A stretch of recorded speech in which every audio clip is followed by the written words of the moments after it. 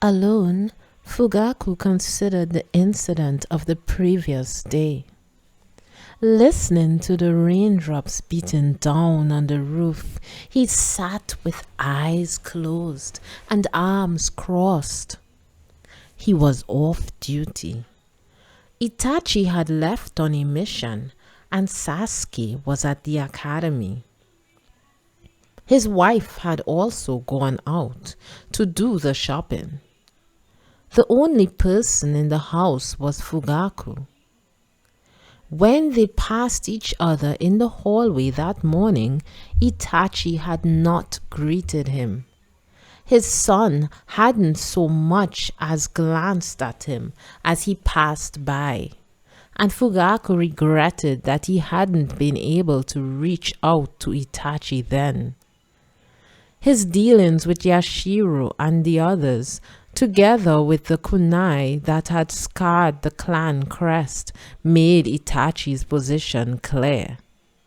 My son is with the village. Fugaku was planning a coup d'etat.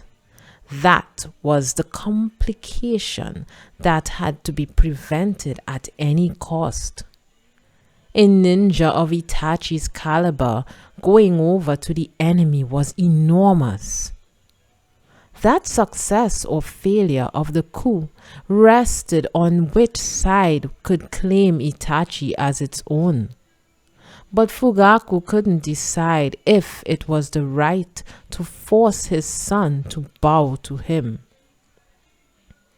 What must Yashiro and the others have thought of a boss like him?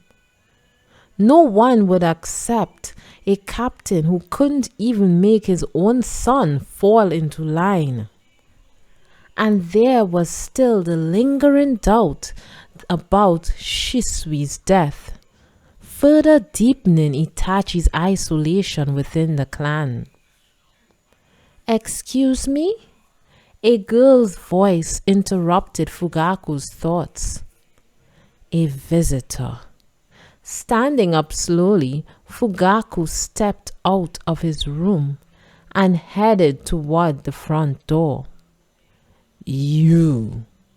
He tried desperately to remember the name of the girl folding a wet umbrella and looking up at him with eyes on the verge of tears. He was certain she had been in the same class as Itachi at the academy. He'd also seen her several times at the meetings. My name is Izumi, Uchiha Izumi, the girl said in a forlorn voice. He remembered now. She was the daughter of Uchiha Hazuki, who had returned to the clan after losing her husband in the Nine-Tails incident. He was fairly certain that Hazuki was 2 years younger than he was. Itachi's out on a mission. I don't know when he'll be back. His words were too curt. Even he thought he sounded surly. His girlfriend? It was hard to believe his son would have a girlfriend, given that he thought about nothing but missions. But the girl standing before his eyes was hanging her head with a pained look on her face, as though she had heard about the incident from the day before. She looked as though she was devoted to his son. Oh. He's out? All right, I'll come back another time. The girl Izumi turned around and took a step toward the door. It was a pathetic call to stop her, almost like he was a teenager again. Confused, Izumi turned around. It was all fine and good to stop her, but he didn't know what he should say. The only reason he spoke at all was simply because he felt he couldn't let her go home like that. As if to hide his discomfort, Fugaku scratched his cheek with a fingertip and told her honestly. He's gruff, but he is kind. I know, Izumi replied in an unexpectedly strong voice. Awed by her eyes gazing directly at him, he continued. He has few allies. I'd ask you don't abandon him. Izumi's eyes widened. She's a beautiful girl, He thought.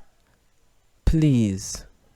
Don't worry, Izumi said clearly, and bowed deeply before turning her back to him and crossing the threshold. Sorry to have bothered you. She closed the door and disappeared into the rainy village. Left alone once more, Fugaku was touched by this girl's strong heart and her feelings for his son, and he couldn't stop something warm from dampening his cheeks.